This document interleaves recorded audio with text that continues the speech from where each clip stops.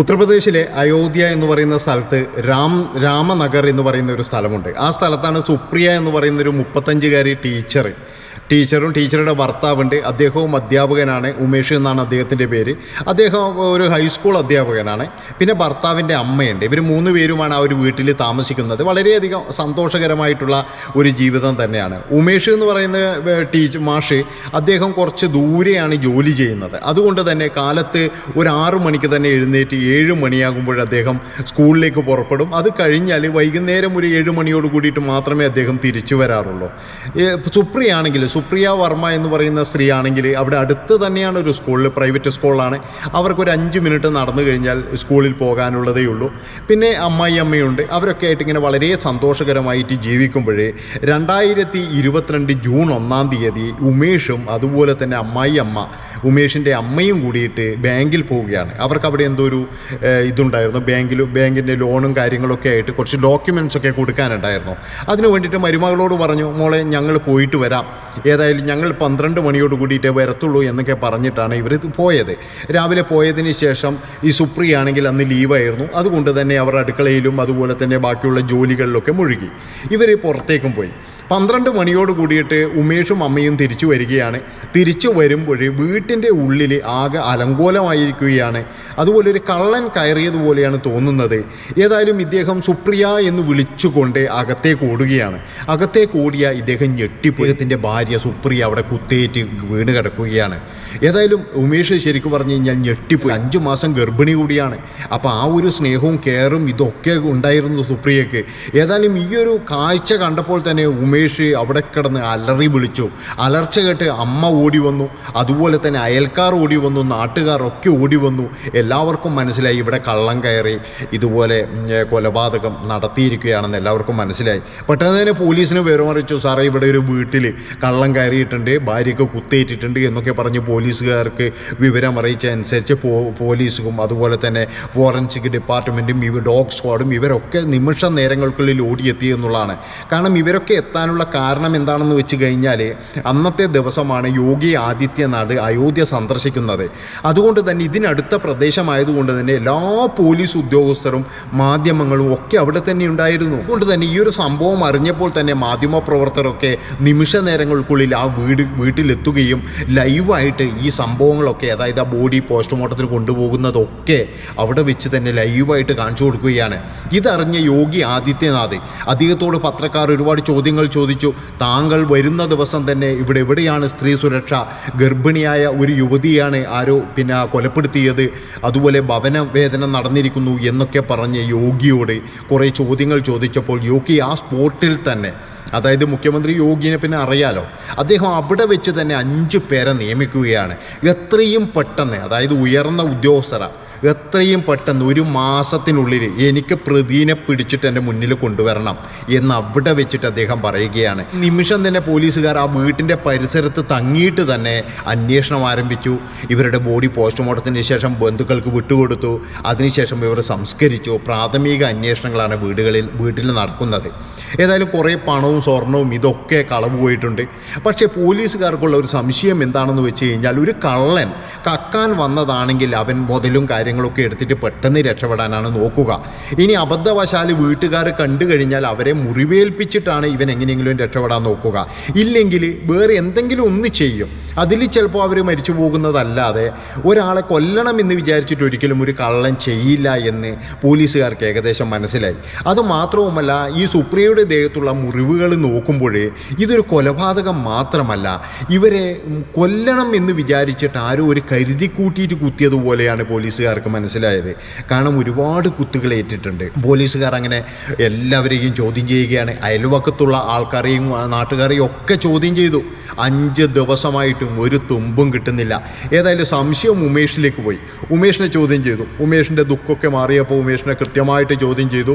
അപ്പോൾ ഉമേഷ് പറഞ്ഞു, ഇല്ല സാറേ, ഞാൻ ബാങ്കിൽ തന്നെ ഉണ്ടായിരുന്നു, കാര്യങ്ങളൊക്കെ അദ്ദേഹം തുറന്നു പറഞ്ഞു. അതുപോലെ ബാങ്കിലെ CCTV ഒക്കെ പരിശോധിച്ചപ്പോഴും ഉമേഷ് പറഞ്ഞത് ശരിയാണ്, അദ്ദേഹം അവിടെ തന്നെ ഉണ്ടായിരുന്നു എന്ന് പോലീസിന് മനസ്സിലായി. അങ്ങനെ വീണ്ടും പോലീസുകാരിങ്ങനെ അന്വേഷണം ഭയങ്കരമായിട്ട് അന്വേഷിച്ചുകൊണ്ടിരിക്കില്ല. കാരണം 1 മാസമാണ് യോഗി പറഞ്ഞിരിക്കുന്നത്. അതിനുള്ളിൽ അവിടെ റിപ്പോർട്ട് കൊടുക്കണം. യോഗി എന്ന് പറഞ്ഞു കഴിഞ്ഞാൽ നമ്മളെ സാധാരണ മുഖ്യമന്ത്രിമാരെ പോലെയല്ല. അദ്ദേഹം ഒരു ഉത്തരവ് ഇട്ട് കഴിഞ്ഞാൽ ഒരു ഉത്തരവ് തന്നെയാണ്. എന്തായാലും പോലീസുകാർ ഭയങ്കര ആശയക്കുഴപ്പത്തിലും പ്രശ്നങ്ങളിലും ഒക്കെ ആയിട്ട് ഇങ്ങനെ ഇരിക്കുകയാണ്. അപ്പോഴാണ് പോലീസുകാരൻ്റെ ശ്രദ്ധയിൽ ഒരു കാര്യം പെട്ടത്. അതായത് ഒരു 4-5 വീടിനപ്പുറത്ത് ഒരു വീട്ടിൽ ഒരു ക്യാമറയുണ്ട്, CCTV. പക്ഷേ ആ CCTV ഈ റോഡിനെ കൊള്ളെ 1 സെക്കൻഡ് ഒരാൾ പാസ് ചെയ്യുന്നത് മാത്രമേ കാണാൻ സാധിക്കുള്ളൂ. കാരണം ഇദ്ദേഹം ഈ CCTV കൊടുത്തിരിക്കുന്നത് മൊത്തം ഇദ്ദേഹത്തിൻ്റെ മുറ്റത്ത് ആരെങ്കിലും കയറാതിരിക്കാൻ വേണ്ടിയിട്ടാണ്. അല്ലാതെ റോഡിലൂടെ ആരെങ്കിലും പോകുന്നുണ്ടെങ്കിൽ അതൊന്നും അദ്ദേഹം നോക്കുന്നില്ല. അങ്ങനെ ആ CCTV പരിശോധിച്ചപ്പോഴേ അന്നത്തെ ആ ദിവസം പോയ ആൾക്കാരെ മുഴുവൻ ഇങ്ങനെ ആ ഒരു പാസ് ചെയ്ത് ആ 1 മിനിറ്റ് പാസ് ചെയ്യുന്ന ആൾക്കാരാണ് ഇവർ ചെക്ക് ചെയ്തപ്പോഴേ ഒരു പയ്യൻ ഈ ഒരു സമയത്ത് ഈ ഒരു 9-ന്റെയും 12-ന്റെയും ഇടയിൽ ഒരു പയ്യൻ ഭയങ്കര വെപ്രാളപ്പെട്ട് ഒറ്റ മിന്നായം പോലെ പോകുന്നത് കണ്ടു. അതുമാത്രവുമല്ല ബാഗ് കൊണ്ടെന്തോ മറക്കാൻ ശ്രമിക്കുന്നത് പോലെ ബാഗ് ഇങ്ങനെ പിടിച്ചിട്ടാണ് പോകുന്നത്. ഏതായാലും ഇവർക്ക് ആളെയൊന്നും മനസ്സിലാകുന്നില്ല. കാരണം മുഖമൊന്നും മനസ്സിലാകില്ല. 1 സെക്കൻഡിലേ ഉള്ളൂ. പോലീസുകാർ മറ്റൊരു കാര്യം ചെയ്തു. അതായത് ഈ ടീഷർട്ടിൻ്റെ മുകളിൽ എഴുതിയിരിക്കുന്ന ഒരു പേര് പോലീസുകാർക്ക് കിട്ടി എന്നുള്ളതാണ്. ഈ ടീഷർട്ടിൻ്റെ മുകളിൽ എഴുതിയിരിക്കുന്നത് ഒരു കമ്പനീൻ്റെ പേരാണ്. കോക്ക് എന്ന് പറയുന്ന ഒരു കമ്പനീൻ്റെ പേര്.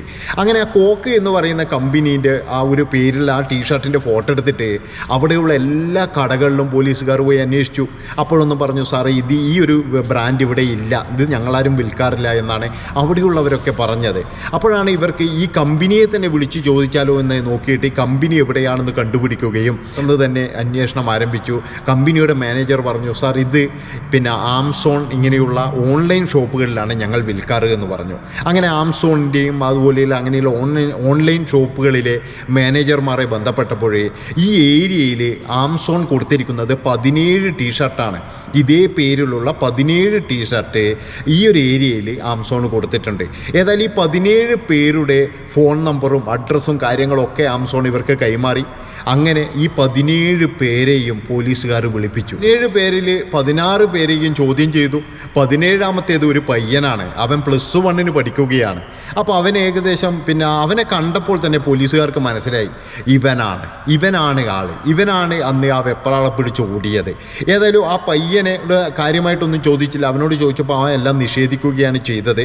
പക്ഷേ അവൻ്റെ അച്ഛനെയും കൊണ്ടുവന്ന് 2 പേരെയും ഇരുത്തിയിട്ട് ചോദ്യങ്ങൾ ചോദിക്കുമ്പോൾ ഈ പയ്യൻ പറഞ്ഞു, സാറേ എനിക്ക് സ്വന്തം കുറച്ച് സംസാരിക്കാനുണ്ട് എന്ന് പറയുകയാണ്. ആ പയ്യൻ്റെ വാക്ക് കേട്ട് പോലീസുകാർ ശരിക്കും ഞെട്ടിപ്പോയി.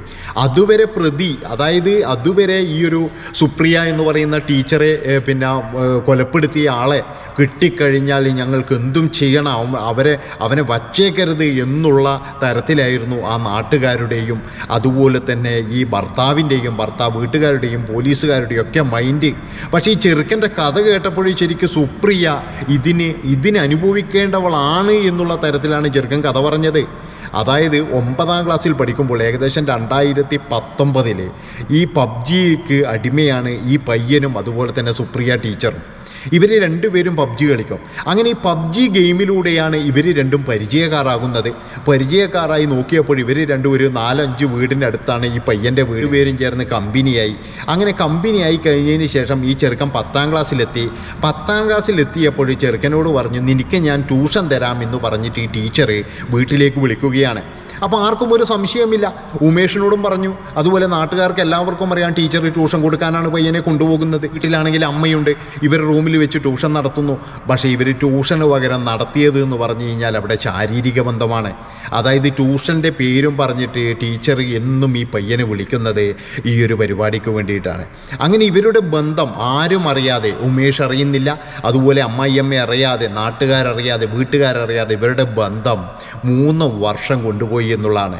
പല സമയത്തും ചെറുക്കൻ അവിടെ നിന്നും എസ്കേപ്പ് ആകാൻ നോക്കിയപ്പോഴൊക്കെ ചെറുക്കനെ ഭീഷണിപ്പെടുത്തി.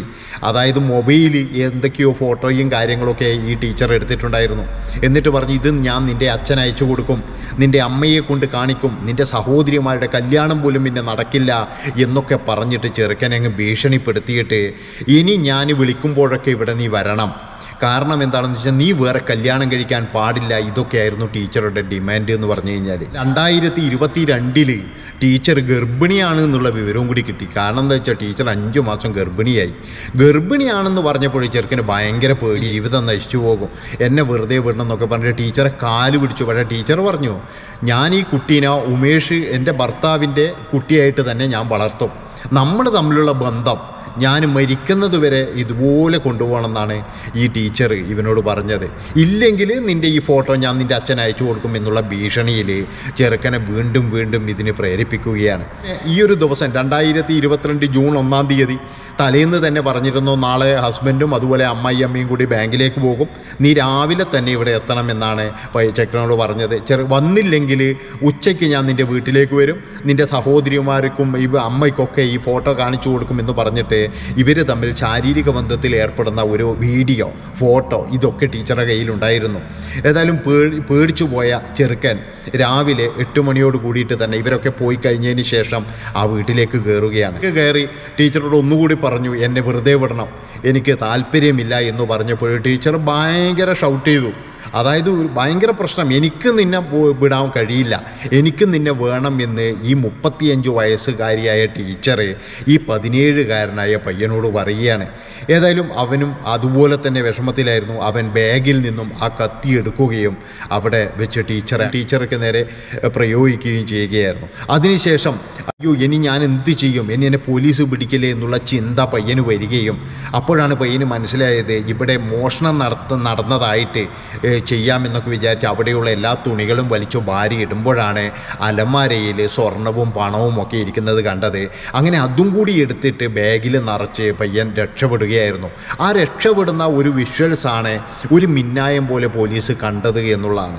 ഏതായാലും പോലീസിൻ്റെ ചരിത്രത്തിൽ ഇതുപോലൊരു സംഭവം നടന്നിട്ടില്ല എന്നാണ് അവിടെയുള്ള പോലീസ് ഓഫീസർമാരൊക്കെ അന്ന് പ്രതികരിച്ചത്.